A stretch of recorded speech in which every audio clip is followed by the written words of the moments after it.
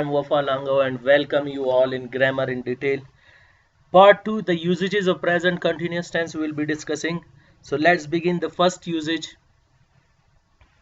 We use this tense when we are in middle of an action. Keep in your mind, when you are in middle of an action, you will be using this tense. Like I say, we are learning the usages of tenses. Now see, this action is going on when we are in middle of an action. How we are in middle of action, we have also discussed the usages of three tenses. Now we are discussing and we will be discussing. So we are in middle of an action. And in the same way, I'm delivering my grammar lectures. Now I have almost delivered some 21 lectures and this is 22nd which is going on. That is known as when we are in middle of an action. Usage number 2, we use this tense when we are in middle of an action but not actually doing it at the time of speaking. Keep in your mind, now we are speaking and not doing the same actions. For that also we use the same tense. How, like for example, I say I am doing my masters. Now this action is going on but not at the time of speaking. Like I'm doing my masters but now I'm delivering my lecture. I'm not doing masters now. This is what when you are in middle of an action but not doing the same action. Now next is you are preparing for the competitive exams. No doubt you are in middle of an action, you are preparing, you started preparing, still you are preparing and you will be preparing, and at the time of speaking this action is not going on.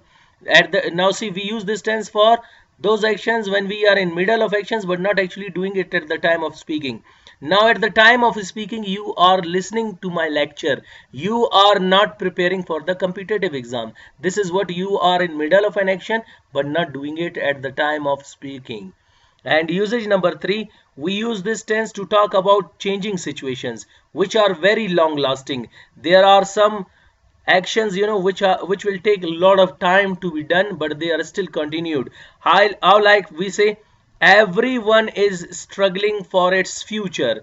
Keep in your mind, it is not only used for non-living things and animals but also used for the unknown gender. Like everyone here, he and she is unknown, so he and she, for both we are using it. So you'll be saying everyone is struggling for his future will be wrong, our future will be wrong, its future will be correct. When we will learn pronouns, it personal pronoun, I'll make you understand, but here I'll just tell you that with everyone you'll be using its.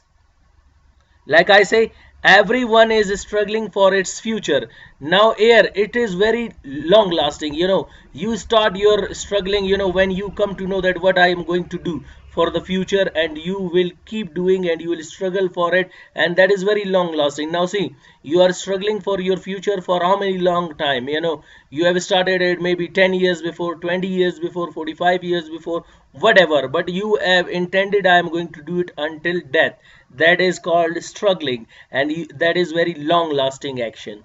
In the same way, she is preparing for medical test. Now see, medical test, a student starts it from FSC level until is 5 years MBBS, and then after that 2 years house job or 1 year house job. So this is what it will take him some 8 years to 10 years. That is known as he has been struggling or she has been struggling for a long time. Here we will say that she is preparing for medical test. So those actions which are very long lasting, for that we will be using future present continuous tense. Usage number 4, we use this tense to talk about future planned activities which you have already planned to do in future. Like I say, they are going to go to Europe. They have still not gone but they have intended to go. They have planned that they are going to go to Europe. Imran Khan is leaving for USA. Now he has not left but we are giving the prediction for future that he is going to go in future. Hope you got these 4 usages. Let's discuss the remaining ones. Usage number 5, we use this tense for an action which is in progress for a short time. For short time activities as well, you will be using present continuous tense. Like we say, we are finalizing the meeting. Now this is what it will be completed within a short time, and we are finalizing means it is going to be ended very within a very short time, maybe half hour, maybe 5 minutes, or maybe 10 minutes etc. So this is what which is very long, which is going to be in progress for a short time. Like we said, they are waiting for the bus. Now they will be waiting for the bus, for how many time? For short time. After 2 minutes the bus arrives, or after 10 minutes, whatever, but that is very short time progress. And in the same way, we have got usage number 6. We use this tense for repeated actions.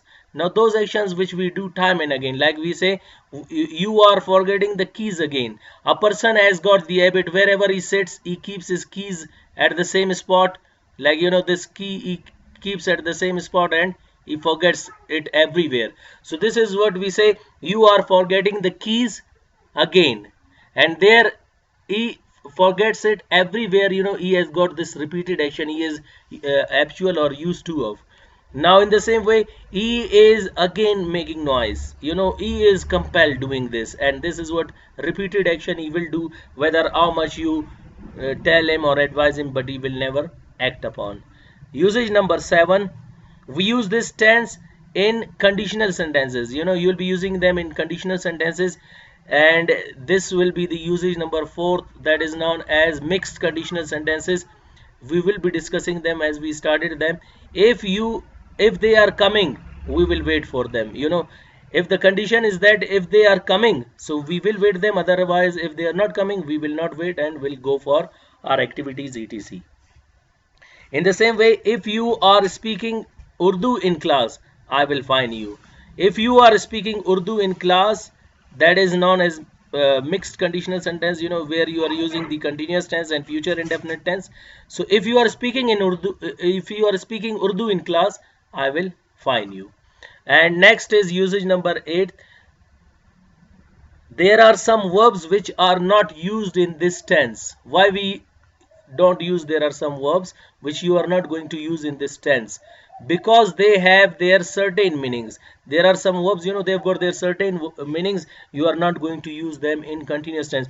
In indefinite tenses, they already gave these certain meanings, so why need to use them in continuous? How? Like, for example, we have got some verbs like love, hate, doubt, imagine, know, like, dislike, want, need, recognize, wish, belong, etc. So these are the verbs, I've mentioned in at corner, where you can check them. There can be some more as well, but I have just mentioned some important ones for you. Now, correct and incorrect. Now this is your present continuous tense and this is your indefinite tense. Now see, if I say we are loving our parents, now if we say we are loving our parents, when we are loving, now you are listening the lecture and I am delivering the lecture, when we are loving our parents. We are loving means that action is going on and you are not doing anything, but keep in your mind, they will be used in a they will give their certain meaning. Like we say, we love our parents. This is what their love is always present in our earth, and wherever we are, whether I'm delivering my lecture at the corner of my earth, I have respect for my parents. You also have respect for your parents. So this is what they've got certain meanings. There is no need to use them in continuous tenses. Like I say, she is knowing me.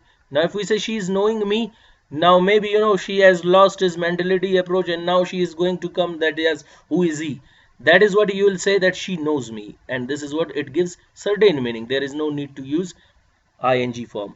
In the same way, I am belonging to Kalad. Now means I am now going to belong to Kalad. This is what I already belong to Kalad, means this is giving a certain meaning. I belong to Kalad. My native place is Kalad. You will not say I am belonging to Kalad. I belong to Kalad. Hope you got the lecture. Wish you best of luck. See you next time.